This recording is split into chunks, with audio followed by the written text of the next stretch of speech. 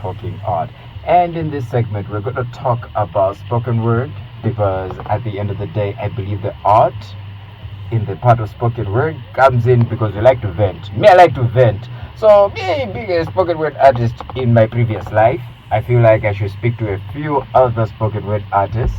And I met somebody remarkable. She did poetry yesterday that was hard hitting, and I know it will make sense to everybody else when we get to hear her perspective and what drove her to poetry. And ladies and gentlemen, in the program today we have Tiya Joan. Hi. Hey Tia. Hi. How are you? I'm alright, how are you? I'm very good. Alright Tia, you're a poet. How long have you been doing poetry? I've been doing poetry for a really long time. Yes. But mostly I did written poetry. Yes.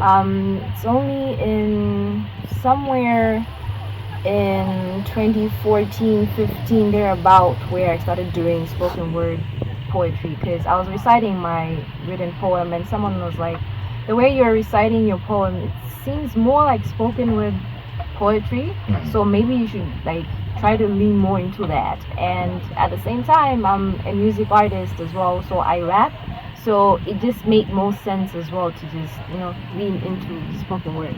What drove you into writing? Because before you became a spoken word artist, you're a writer. So what drove you to write, and what inspires you? What excites you to write, and what are the topics that you feel more comfortable covering in your works?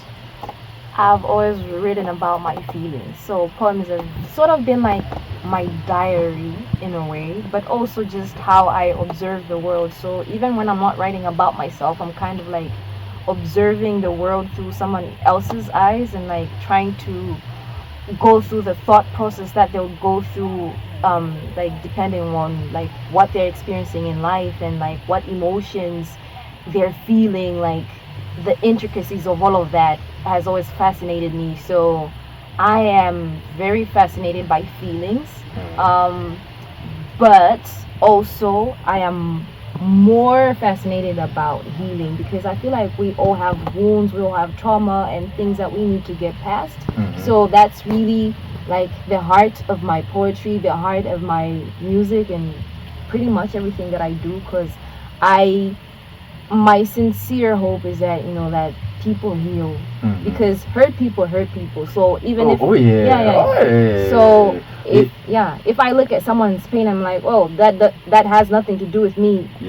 Obviously they're gonna hurt me because they're hurt, or they might hurt someone else who will hurt me. So we're all interconnected, and healing is it's such a pivotal thing for each of our lives.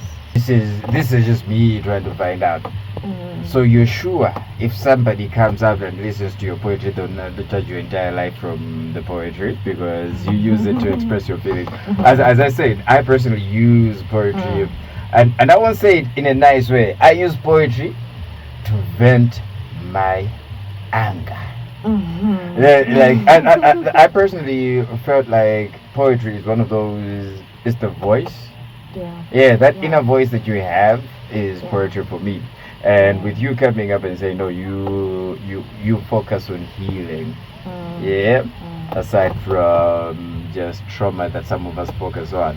I would like to ask this question: are there poets that inspire you to get to where you are, or I've been inspired by the P4CM movement because they're very outspoken about their own struggles. So like that challenged me because I always wrote about my personal struggles, but then it was like, if I recite this somewhere, I'm gonna be judged, or basically I'm exposing myself.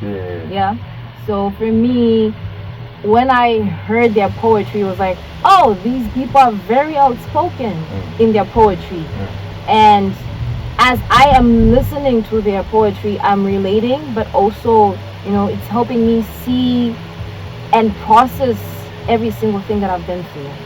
So that challenged me.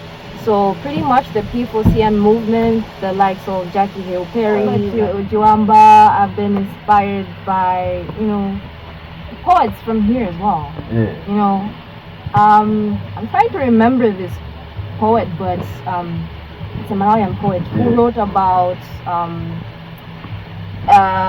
a ship accident that happened like long ago, like way before Ilala.